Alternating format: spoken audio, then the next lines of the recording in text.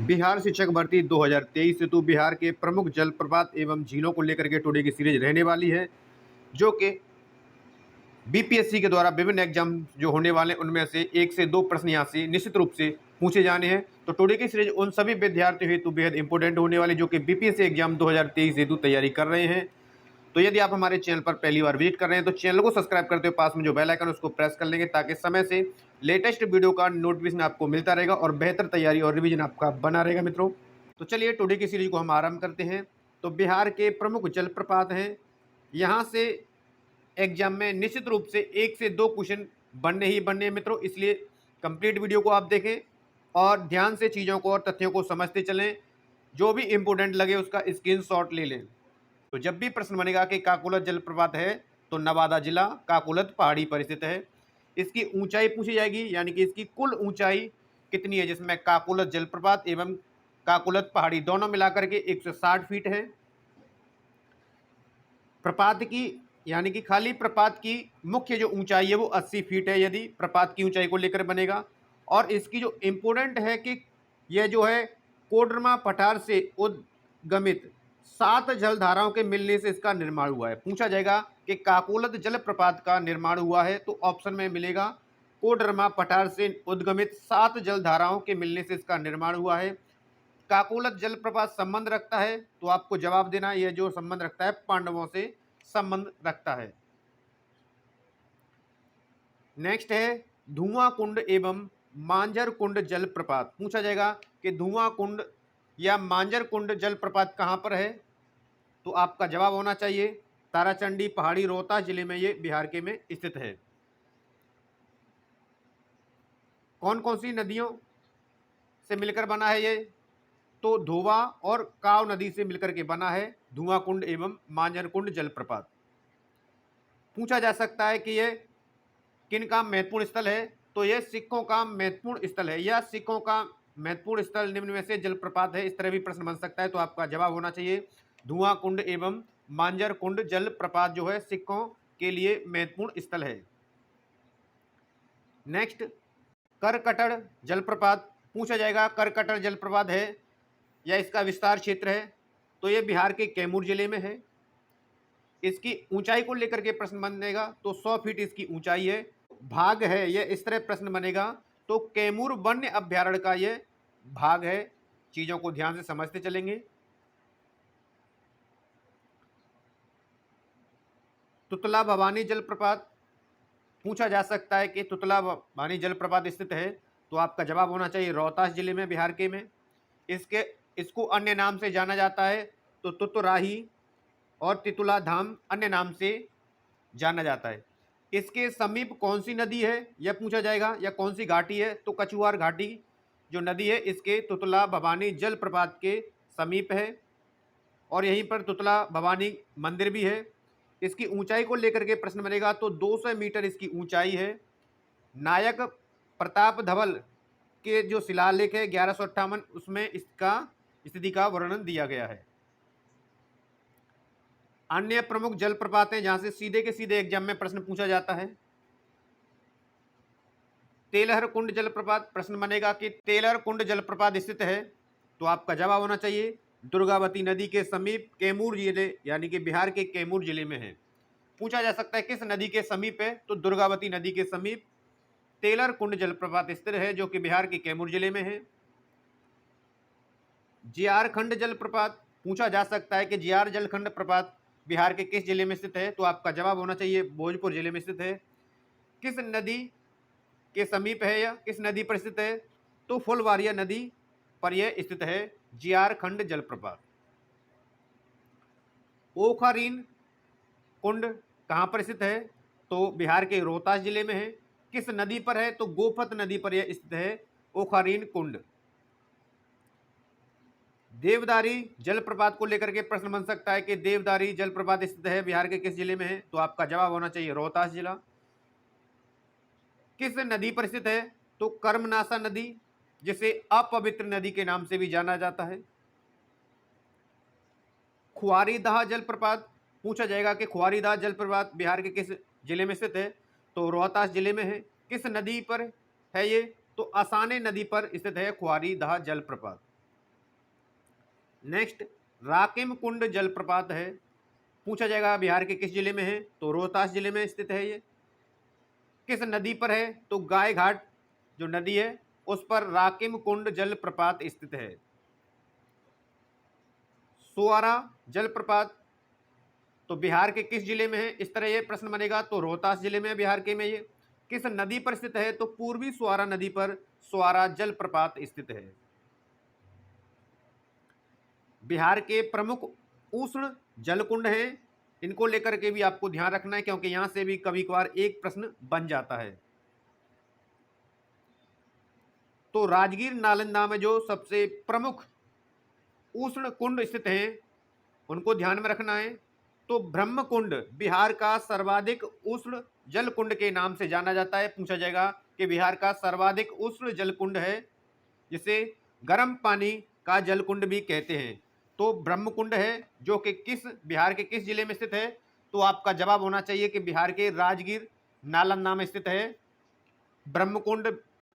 पूछा जा सकता है कि यह कितने कुंडों से निर्मित है, तो 22 कुंड और 52 जल धाराएं, 52 इसमें धाराएं हैं जिसके लिए प्रसिद्ध है।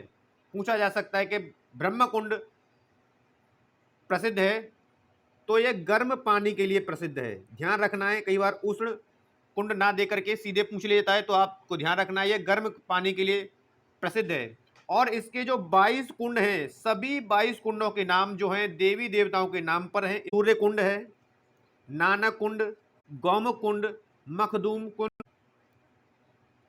नेक्स्ट है मुंगेर में स्थित प्रमुख कुंड है, तो लक्ष्मण कुंड जो कि मुंगेर का सबसे गर्म जल कुंड है। पूछा जा सकता है कि मुंगेर का सबसे गर्म जल कुंड है, तो आपको जवाब देना है लक्ष्मण कुंड। लक्ष्मीश्वर कुंड, जन्म कुंड, सीता कुंड, रामेश्वर कुंड, पंचतर कुंड, भीम बांध, ऋषि कुंड, ये जो स्थित हैं वो मुंगेर जिले में स्थित हैं। पूछा जा सकता है इनमें कुंडों के नाम देकर के। अग्निकुंड स्थित है, तो आपका जवाब होना चाहिए अग्निकुंड जो है बिहार के गया जिले में स्थित है। बिहार की प्रमुख झीलों को लेकर के है, कभी कभी झीलों को लेकर के एक प्रश्न आपका बीपीएससी एग्जाम में पूछा जाता है। तो कांवर झील पूछा जा सकता है कि बिहार के किस जिले में स्थित है, तो आपका जवाब होगा बेगूसराय जिले में, जो कि मंझोला गांव बेगूसराय जिले में स्थित है। इसका अन्य नाम है, यह भी पूछा जा सकता है, तो कांवर ताल, कांवर ताल इसका अन्य नाम है। कई बार कांवर झील न देकर के पूछा जाता है कि कांवर ताल स्थित है, तो ये भी आप ध्यान रखें। एशिया की सबसे बड़ी गोखुरू झील है, पूछा जाएगा कि एशिया की सबसे बड़ी गोखुरू झील है, तो आपको जवाब देना है बिहार की कांवर झील जो कि मंझौला गांव बेगूसराय जिले में स्थित है। बूढ़ी गंडक के 20 सरपट से निर्माण होता है। पूछा जाएगा कि कांवर झील का निर्माण होता है, तो बूढ़ी गंडक के 20 सरपट से इस झील का निर्माण होता है। जल निमग्न वनस्पतियों हेतु यह प्रसिद्ध है। पूछा जाएगा कि कांवर झील प्रसिद्ध है, तो जल निमग्न वनस्पतियों हेतु यह प्रसिद्ध है, जिसमें से हाइड्रा है, वेल्सेनेरिया, लेप्ल, रॉल्स आदि के लिए प्रसिद्ध है।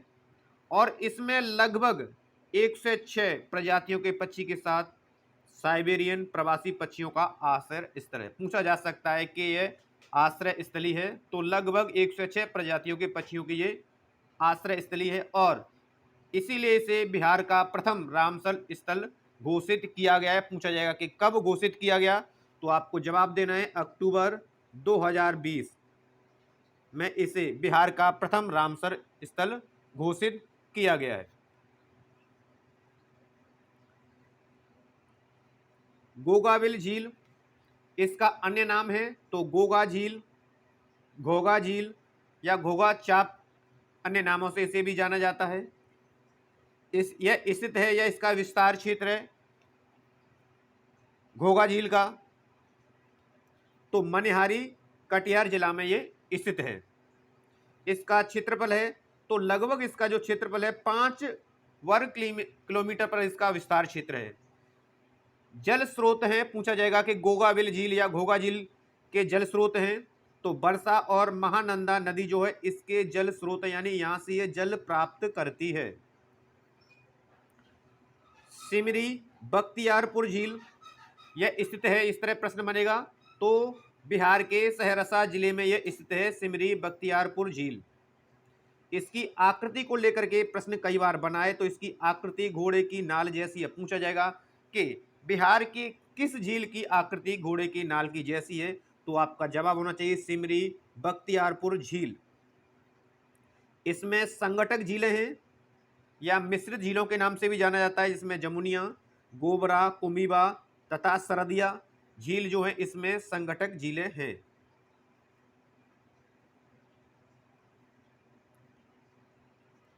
नेक्स्ट है कुशेश्वर स्थान झील या पक्षी अभ्यारण्य भी यहीं पर है, जिसका नाम भी कुशेश्वर पक्षी अभ्यारण्य है। स्थिति को लेकर के प्रश्न बनेगा कि यह स्थित है, तो कुशेश्वर स्थान प्रखंड दरभंगा में यह स्थित है कुशेश्वर स्थान झील। इसका क्षेत्रफल है वो ऋतुओं के अकॉर्डिंग बदलता रहता है, ध्यान रखें। तो शरद ऋतु में इसका क्षेत्रफल लगभग 20 वर्ग किलोमीटर रहता है, लेकिन जैसे ही वर्षा ऋतु आती है इसका क्षेत्रफल बढ़ जाता है और 100 वर्ग किलोमीटर तक हो जाता है, यानी अपना क्षेत्र विस्तारित कर लेती है। यह प्रमुख धार्मिक स्थल भी है यहाँ पर और पक्षी अभ्यारण्य भी है, जिसके लिए यह जानी जाती है। जगतपुर झील पूछा जाएगा कि जगतपुर झील स्थित है, तो आपका जवाब होना चाहिए भागलपुर जिले में। बिहार के भागलपुर जिले में जगतपुर झील स्थित है। इसका क्षेत्रफल, तो यह भी ऋतु के अकॉर्डिंग अपना क्षेत्रफल परिवर्तित करती है। तो वर्षा ऋतु में इसका 400 हेक्टेयर क्षेत्रफल हो जाता है और ग्रीष्म ऋतु में इसका 50 हेक्टेयर ही रह जाता है। तो कुछ ऐसी झीलें हैं जिनका क्षेत्रफल वर्षा या ऋतुओं के अकॉर्डिंग बदलता है, तो उनमें से इस तरह भी ऑप्शन बन सकता है कि निम्न में से क्षेत्रफल वृद्धि होती है ऋतुओं के अनुसार। तो ऑप्शन में देखें, यह जो है पक्षियों का संरक्षण स्थल है। पूछा जा सकता है कि निम्न में से कौन सी झील पक्षियों का संरक्षण स्थल है, तो ऑप्शन के अकॉर्डिंग भी हमें देखनी है कि उपलब्ध कौन सा ऑप्शन है।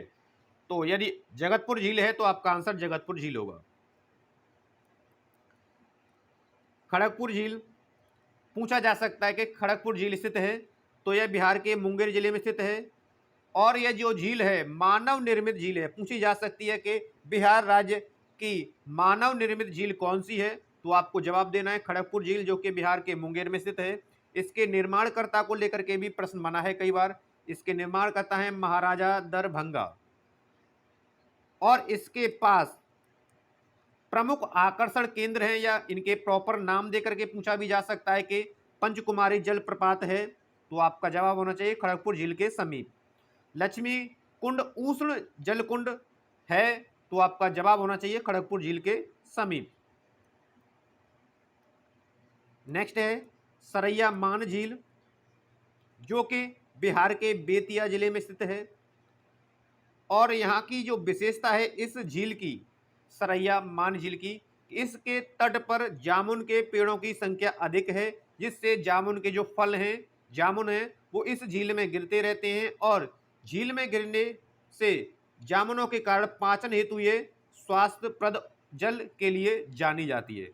पूछा जा सकता है कि स्वास्थ्यप्रद या पाचन हेतु स्वास्थ्यप्रद जल के लिए किस झील को जाना जाता है, तो सरैया मान झील आपका आंसर होगा। नेक्स्ट झील है मोती झील। पूछा जा सकता है कि मोती झील बिहार के, आपका जवाब होना चाहिए मोती झील मोतिहारी।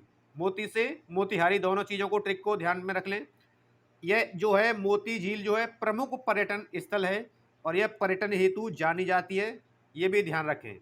और यहाँ पर जो है प्रस्तावित है कौन सा ब्रिज निर्मित किया जाएगा, तो हैंगिंग ब्रिज का निर्माण इस झील पर प्रस्तावित है। पूछा जा सकता है कि हैंगिंग ब्रिज का निर्माण किस झील पर प्रस्तावित है, तो आपका जवाब होना चाहिए मोती झील, जो कि बिहार के मोतिहारी जिले में स्थित है। नेक्स्ट है पांडु पोखर झील। यह बिहार के राजगीर में स्थित है और राजा पांडु की 37 फीट ऊंची कांस्य मूर्ति यहाँ पर लगी हुई है। पूछा जा सकता है कि राजा पांडु की कांस्य मूर्ति किस झील में है, तो पांडु पोखर झील में है। कितनी ऊंचाई की है, तो 37 फीट ऊंची है ये। ओपन एयर थिएटर एवं अन्य मनोरंजन गतिविधियों हेतु ये भी जानी जाती है, पूछा जा सकता है। घोड़ा कटोरा झील, पूछा जा सकता है कि घोड़ा कटोरा झील स्थित है, राजगीर जिले में स्थित है। और बिहार सरकार द्वारा भारत में बुद्ध की सर्वाधिक ऊंची प्रतिमा का निर्माण इस झील पर प्रस्तावित है। पूछा जा सकता है कि भारत में सबसे ऊंची बुद्ध प्रतिमा का निर्माण किस झील पर प्रस्तावित है, तो घोड़ा कटोरा झील, जो कि बिहार राज्य के राजगीर में स्थित है। बावन पोखर तालाब जो स्थित है बांसोकुंड वैशाली में है। महावीर स्वामी की प्राचीन प्रतिमा की यहां से प्राप्ति हुई है।